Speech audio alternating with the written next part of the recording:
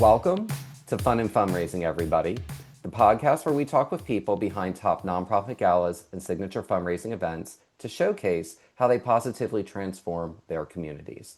I'm your host, Rob Giardinelli, and today I'm really excited to have two very fun and very special guests on.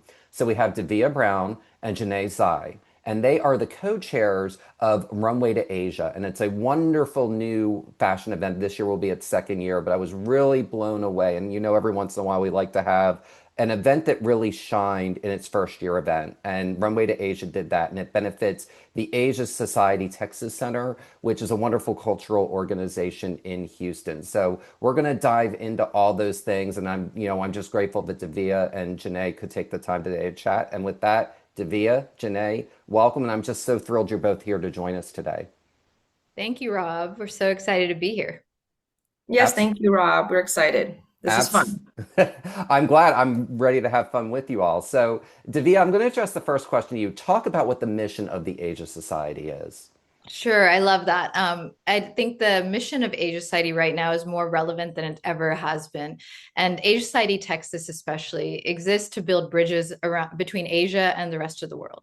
So it's really at its core, the organization believes in diverse perspectives are not just valuable, but essential. And I think we're seeing this in our global and macro environment that we're in. And it's diversity of arts, education, policy, dialogue, business conversations helps you really as a member or somebody that's participating in its programming really understand what's going on in these cultures. And I think right now, especially with so much happening around the world and people wanting to understand, it's really a place that's trying to bridge this gap in understanding and really create conversations that are very supportive of a global environment. So we're so thrilled to be a part of Asia Society.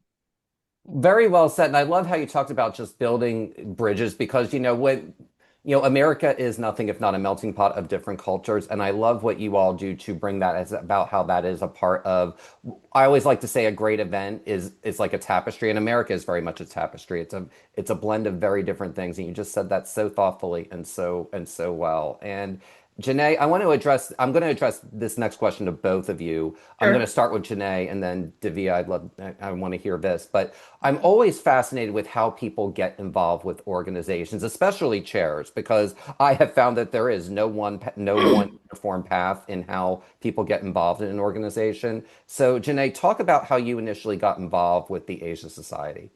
So I actually initially got involved because of Divya. So Divya was already part of the Asian Society, and she joined because of her wonderful father-in-law, Peter Brown, who was there for the groundbreaking of Asian Society. And so Divya and I met because when she was engaged to or dating her now husband Chris, we were supporting Peter's campaign, and that's how Divya and I met. And then we hit it off, became great friends. And she's like, "Hey, I want you to come check this out." And at that time, Asia Society had this it was a party. It was called Spotlight Asia, and it was trying to bring in like the young professionals of Houston. But then that party got a little bit too fun, and so it was more than anything Asia Society could handle. It was just too We're, much. we're very we're very proud of that. Yeah, we are. We had great DJs, and it was a party. It was fun, but that's how I got involved, and then slowly learned more about the programming, and then was later asked to join the development committee and with Divya, and so um, I've been there over 10 years now.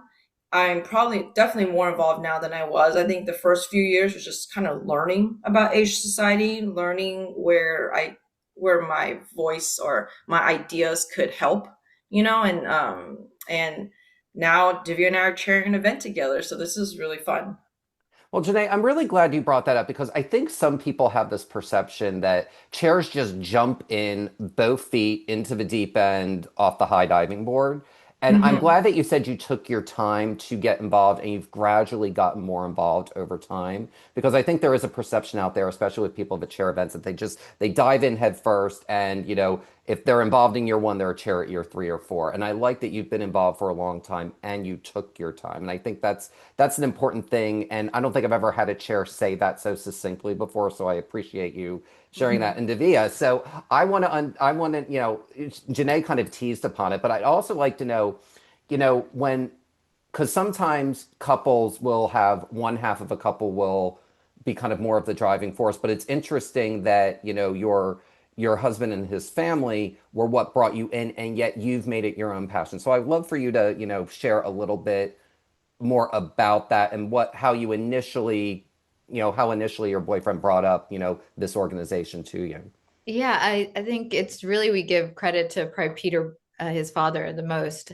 His father was very involved in the arts and actually very good friends with Nancy Allen, which is the founding family of Asia Society. And because of those deep roots, he really appreciated, and Nancy Allen's family is a example of diversity, just as our family is. And she was really committed to bringing the culture of Asia, because of her own diversity in her family, to Houston. And it inspired Peter, knowing that he had a new daughter-in-law coming in that was also of Asian descent. And so as that all kind of came together, it was a beautiful kind of mixing of, the older Houstonian generation and the younger immigrant generation. I'm a native Houstonian. I grew up here. I was born and raised here, but Janae and I didn't have, centers that were world class that we went to. We had our community centers. And so for us, I think it's so meaningful to have something that's of the class and the global recognition that Asia Society has. It's just something that not many cities have, and we feel very privileged to be a part of it. Okay, and then I'm going to ask one question to kind of tie you together. This will be a follow-up to you, Davia, and that is, what made you say, Janae, I really want you to be involved with this organization because I think it'd be a great fit for you? Well, Janae's my best friend, so I kind of take her along and we trust each other in that. So she might have been a little bit blinded by it, but I knew from the beginning, like I said earlier, I mean, for me, and we share a lot of the same values. We're very proud of our cultural heritage. And there hadn't been this platform that we could be a part of that was speaking to it on the level of arts, business, commerce in such a diverse way. And so, of course, when you have something that you love and is great, you share it with the people that you love.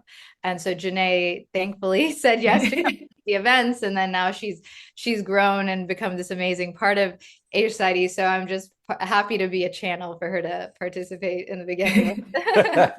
That's great. And Janae, I want to ask you, so, like we had said, you had been involved with the organization for a long time. What Mhm. made you say yes and agree to chair Runway to Asia, this year after being involved with the organization for a good amount of time? Well, I think for Runway to Asia, I mean, so in my family, we've been supporting multiple programs at Asia Society, but one of our favorite ones that we've been supporting over 10 years is one called the Night Market. And that one is a free event that allows the whole community of Houston to really see the different cultures of Asia, what Houston has to offer.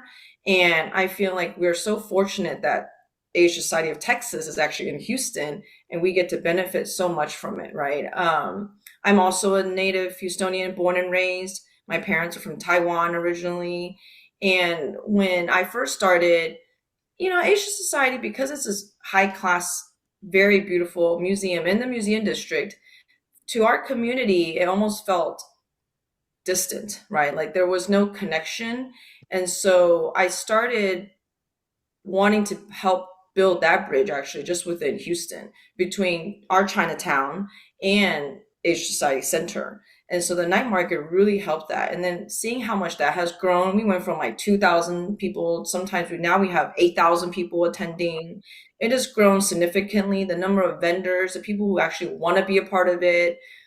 Before we were asking people to sign up, people are now asking us to sign up, and so just seeing how these programs have changed and how we can bring different people to see what Asia Society has to offer. I think Runway to Asia really touches and showcases a different side of Asia Society, right? To a different demographic of people.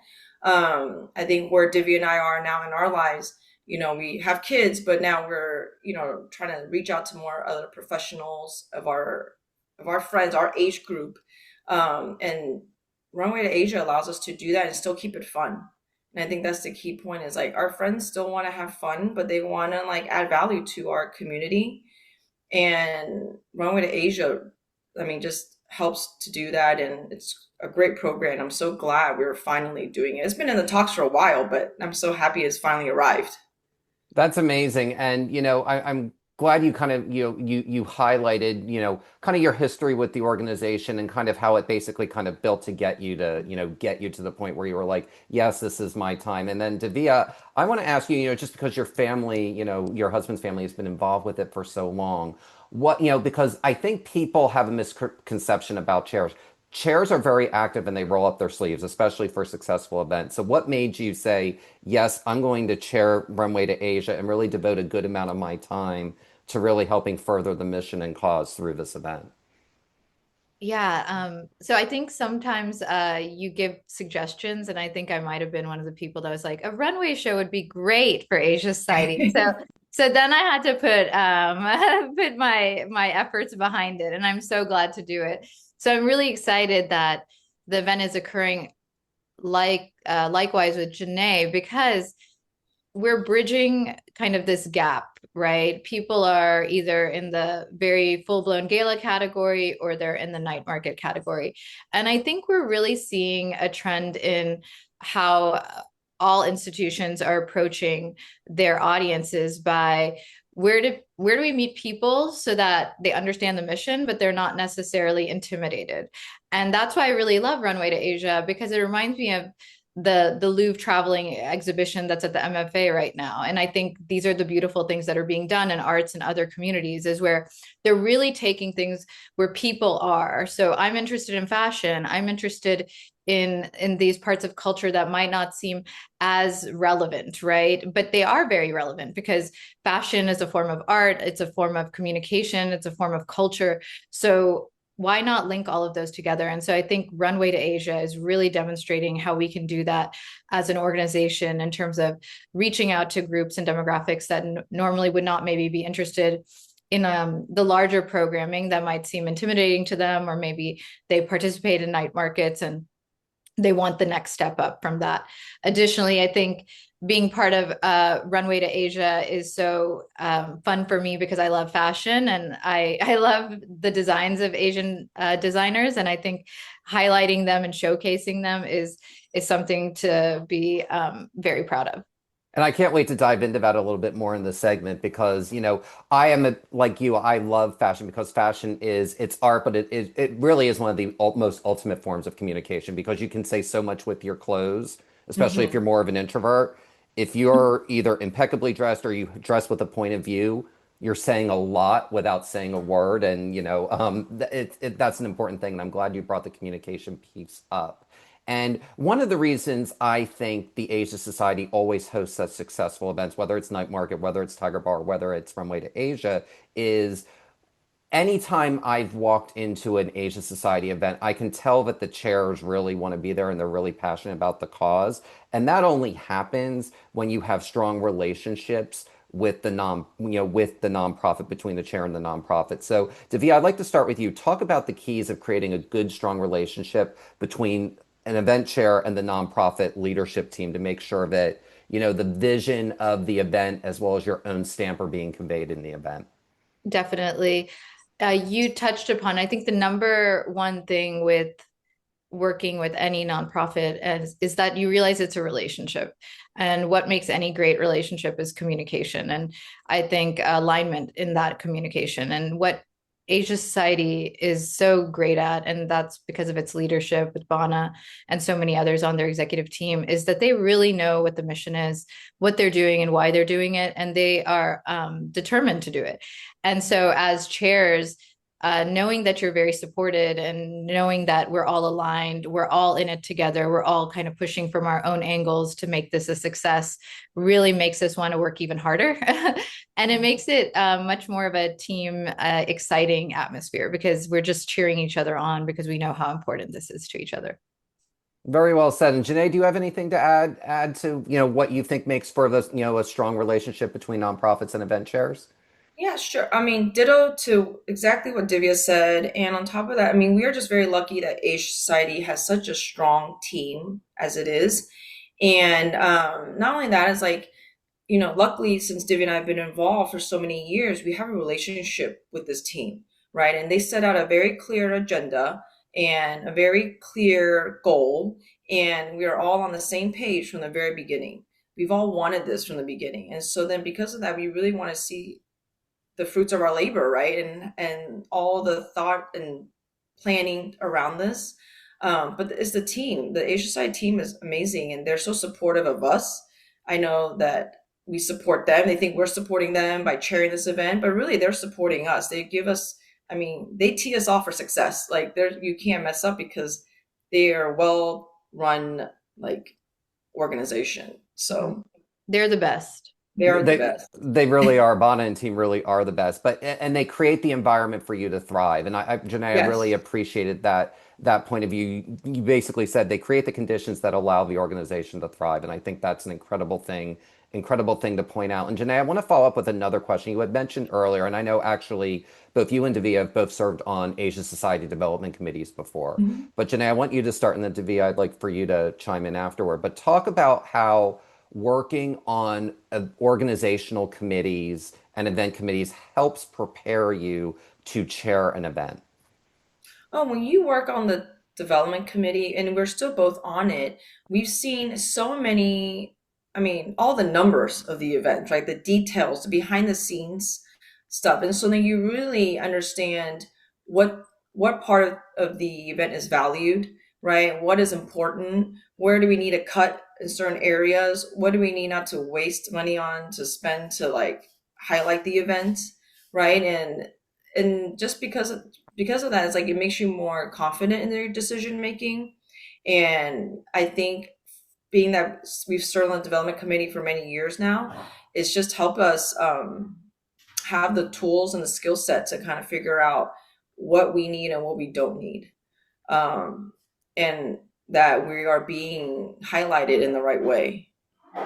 Absolutely. And I'm glad you brought that up because it a good chair has to know the organization in some way. And really, the development committee is almost kind of ground zero Hmm. in a lot of ways for that. So that was very, very well said. And Davia, do you have anything you'd like to add from your perspective with I that? agree totally with Janae. My only addition would just be that it's so important that as you're on these committees, that you see how the seniors in the committee, the people that have been there longer, have been cultivating these relationships with their contacts, their friends, their networks for so long, and you kind of see how they've laid foundations over years to then come have something to come to fruition. And it's not because their contact didn't want to support in the beginning. It just sometimes takes time. And so as a committee member, you understand that. And so you're also developing those relationships so that the organization has them, regardless of whether you're on the committee or not. You know how much time it takes, and you have patience with that.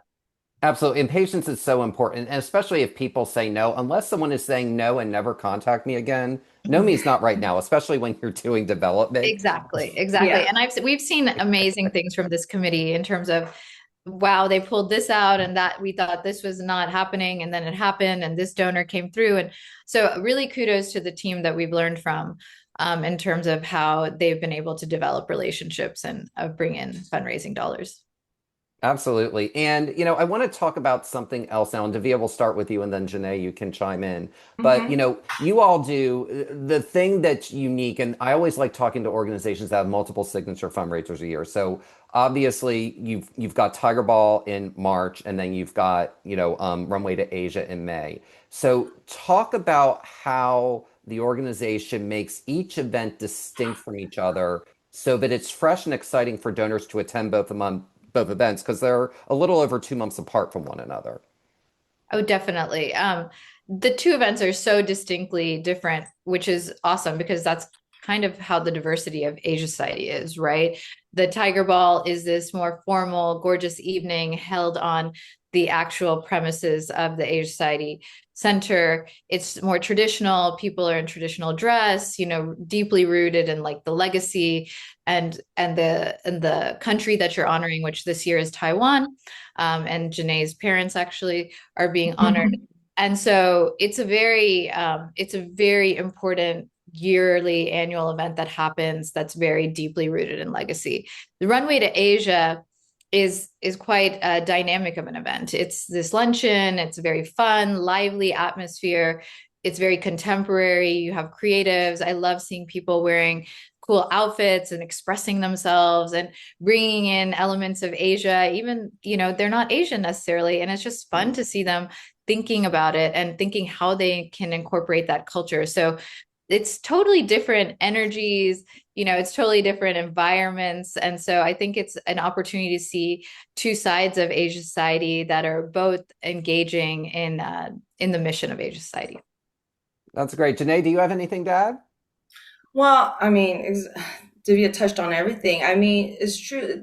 They are two very different events, and I'm working on the fundraising for both because yes, my parents are being honored this year at Tiger Ball, and we're celebrating Taiwan, which is a really big deal for us. And just because for years, I guess the Chinese consulate was here in Houston, and now that they're not, while they were here, this would never have been allowed, right? Like this would never be an opportunity for us. And so that being said, we're very excited. It makes it that much more special. The fundraising piece of it, I mean, I'm not gonna lie, it's difficult, right? Because there are a lot of people who will attend Tiger Ball and attend the luncheon, but I think when they sponsors the tables, like their guest list is different, right? Like their guest list is completely different. Tiger Ball, they're they're highlighting Asia society in a different way. They're celebrating Asia society in a different way. The caliber of people going is also different, right? Because we have these different large corporations that are also sponsoring. Not that they're not sponsoring Runway to Asia, but then it's like, I want to say Runway to Asia is mostly like young, fun friends that want to get together for lunch and dress up, and it's a different kind. It's colorful. It's cocktail. It's just different, and so it does overlap, I think, a little bit in the sense of like the people that we're asking to sponsor, but the guests are different. The invitees, I think, are very different. Well, I'm glad you brought that up. So, and I think that's kind of where Runway to Asia is. It's a new spin for Asia society in that Mm-hmm. you know, um, you can use it to bring new people in. Mm-hmm. It's during the day. It's probably got a lower ticket price. It's going to be a briefer program because sometimes people may be professionals and are going back to work or whatever it may be. So, talk about, especially because, Janae, you were brought in by Divya. Talk about how you help use Runway to Asia to help expand the Asia Society's audience and bring in new folks and, not just donors and supporters, but also guests and just to create and build more awareness for the organization. Well, I actually started with just my own like school community from my kids' schools because through them, these parents that we spent a lot of time with now, and I talk about HI to them because they're like they don't most of them don't even know this center exists, which is unfortunate. And so I started with inviting them and their families to night market every year, and then we have a Lunar New Year festival as well. And then now I'm inviting all the moms to Runway to Asia and telling them to put together tables. It'll be fun. Like all of my, daughter's class, all of my son's class, those moms, and invite your friends from other classes, and check it out. It's a fashion show, right? It's a luncheon. It's a fashion show. Take the rest of the day off. You're not going back to work. And they're you know, excited about that because it's like to them, I feel like it's less commitment than yeah. Tiger Ball. It doesn't feel as heavy of as a commitment as Tiger Ball. And so I feel like it's a great introduction to Asia Society to then let them see the other programs that we have to offer. Very much a walk before you run sort of thing is what I'm hearing you say Yeah. today. Now, Davia, as someone who has recruited lots of people into the organization through the various events, how are you using Runway to Asia a little bit differently in terms of the people you may be asking to be a part of the event? That's a great question. Runway to Asia, I think, takes down any of the barriers people think that they need to, kind of are kind of grappling through in terms of why would I support Asia Society when I'm not, necessarily Asian. I think it does a great job of kind of bridging that and connecting people to the fact that, this is a cultural organization that's creating an event that's about fashion and diversity and cultures. And people want to be part of that. I think it then brings down people's kind of barriers around what this might be and asks them to like enter with an open mind. And then when they get there, which you were there last year, you get to see the diversity of what's happening, and people want to be part of that. I don't think people are opposed to being part of that diversity and to be part of those cultural groups, but they kind of don't know where to go, and they're a little bit intimidated. So to me, this is a great entry point for Asia Society, because as Janae said, you know, you can invite people that maybe don't have a background in the building or haven't attended an event, but they're like, I love fashion. And so if I love fashion, therefore I should go. So I really have enjoyed kind of pulling people in through that door. I'm glad you mentioned the fashion piece, Davia. And, you know, you had mentioned earlier about, you know, the mission of your organization really about being a bridge. And, you know, I want to kind of go back to the fashion piece here. And fashion events are great, but I've also been to a lot of fashion events that are not great. And yours is among the one of the very great ones I've ever seen. It was that way right out of the gate. What should organizations be asking themselves when determining if a fashion show is the right fundraising event or the right fit or format for them? I really believe that they have to make sure that the fashion show is really encompassing the mission. You can't have this disjointedness between why you're at an event and what is happening at the event, right? And so sometimes fashion shows are kind of looked at as entertainment.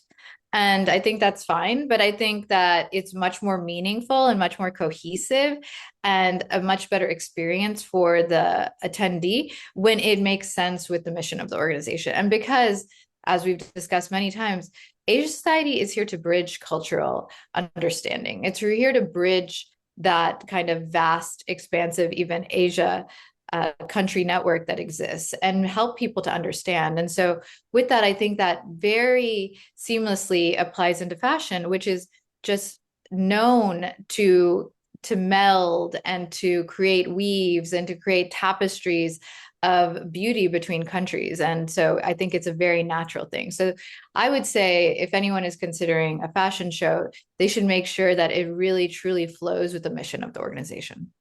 Very well said. And, you know, and with Tiger Ball, like Runway to Asia felt like when I went to it, I was like, this is an extension of Tiger Ball, just in a different way, just Mhm. because you know, people who go to the Tiger Ball, they come to play where fashion's concerned. So, you Mhm. know, Runway to Asia is a very organic and natural extension of that. And Janae, I kind of want to put a different spin on kind of the fashion piece in the next question to you, and that is, you know, like for the first year, I know that Danny Wynn had, you know, capsule collections that were in the lobby of the Post Oak, and then Zhang Toy did this beautiful 30 something, I think it was 35 or 36 piece collection. Mhm. Talk about how the Asia Society and the Runway to Asia committee vet and choose the designers to showcase and headline at Runway to Asia.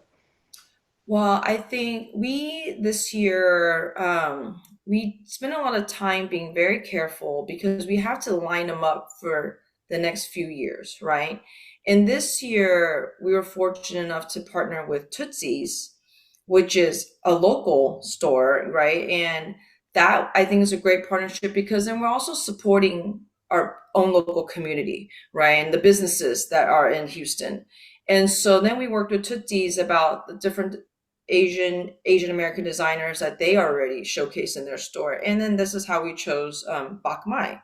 Bak Mai is a Houstonian, went to school here in Houston, is now lives in New York, has his own fashion shows, has his own line, and he makes very beautiful, colorful um, pieces, right? Art pieces. And I think that helps to represent what Runway to Asia is, like his designs, his art piece. Just like last year, you know, it's a fashion show, yes, but it's displaying art, it's showcasing their creativity.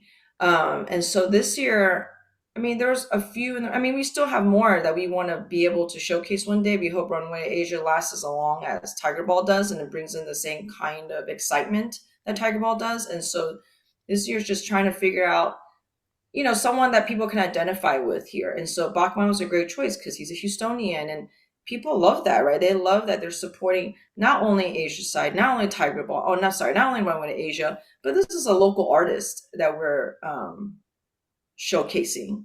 And that helps a lot too. And so that's what kind of our thought process was this year. It's just being more, just thoughtful about who we're putting up there that Houston would love.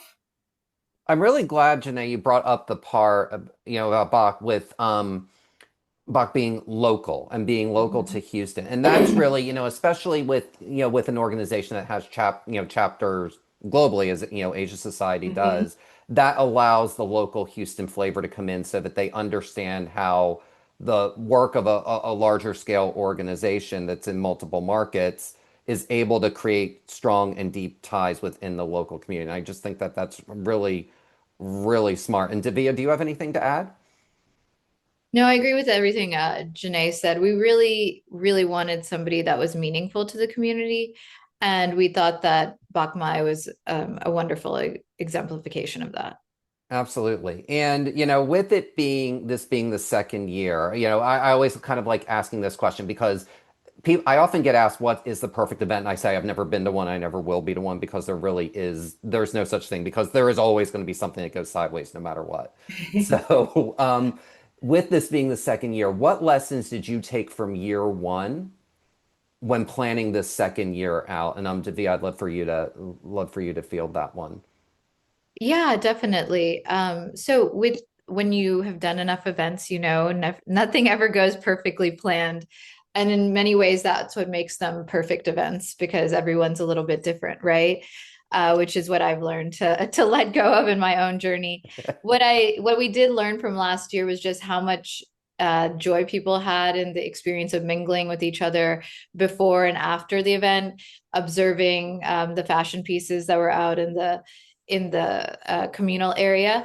And so we want to do more of that where there's more opportunity for people to mix and mingle, to really have the opportunity, hopefully, to purchase things or to look at more things because people are really interested in the fashion from these designers and what they're creating. And so, how do they get to touch and feel these things?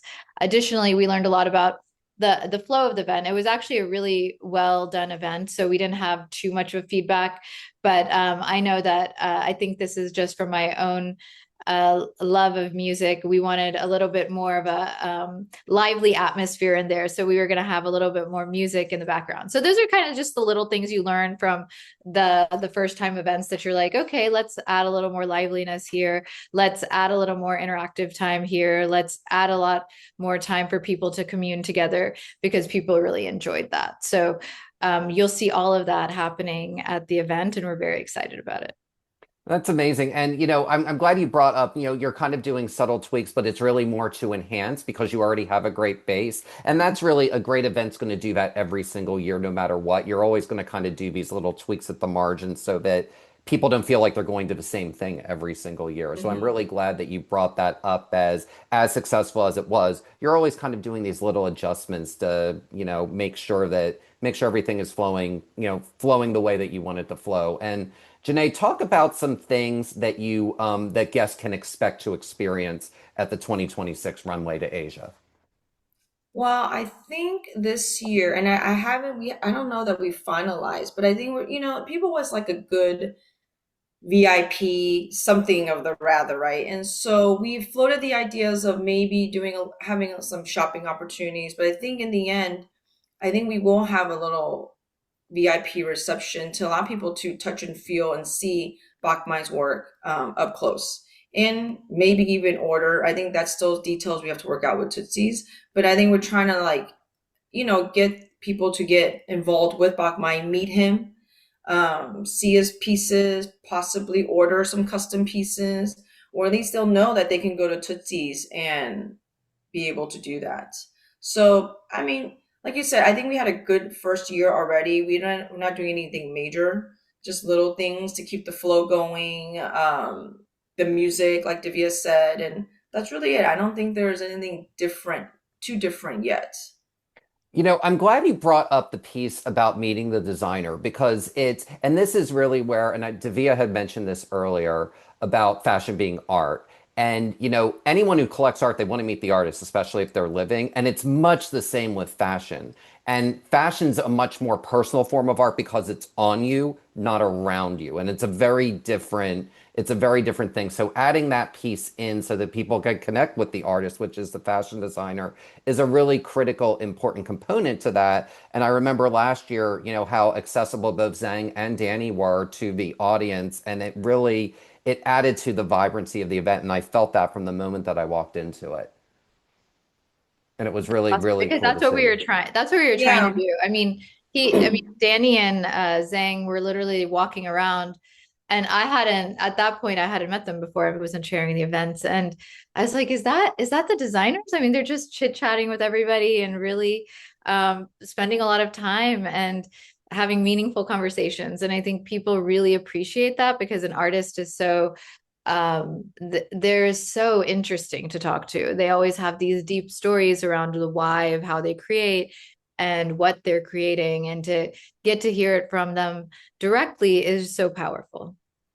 Absolutely. And I know we're coming up on time here, but I always like to end with this one question. And, given the provenance of the Asia Society and the events, including the one that is the event Great, Great Gala in the Sky because it got too fun, what is one thing all successful fundraising events have in common? We'll start with Divya and then Janae, you can have the last word. Sure. I think the best events you walk away from with a deep feeling in yourself that there's a clear mission and a shared purpose, regardless of whether you're part of the organization at that point or not. I think if you feel something in yourself where you're like, oh, that makes me think differently, or that makes me consider something. And it's not necessarily just about raising funds, but now I understand the mission and identity of the organization. I think that's where people really have this human experience where they're connecting. And that's what I think is really the purpose of Asia Society. The mission is so key, and having guests understand why they're there and why their support matters is incredibly important and very well said. And Janae, you get the last word. Thank you. So for me, it's when I'm at these events and I see how much people are enjoying themselves, that makes me feel, I mean, that in itself makes me feel like the event is a success, right? And that they will come back and they're intrigued by our mission, by our center. So when I see people and they come up to you and they tell you how much fun they're having, whether it's night market or Runway Asia or Tiger Ball, like just the fact that people are just having so much fun and enjoying themselves and you can feel it. And then, I mean, that just makes me feel good in my heart that to be a part of that and that we're bringing so much joy to people in their lives. And then they have this happy, positive connection with Asian society, right? This is giving them a positive view and love now for it, to develop a love for Asian society and our programs and our mission and all the things that encompass what we're trying to set out, not just for Asian society, but just for our community, for the world in general, for just humans in general, like just spreading the love and showing the love that we have and showing the love that we can all enjoy together.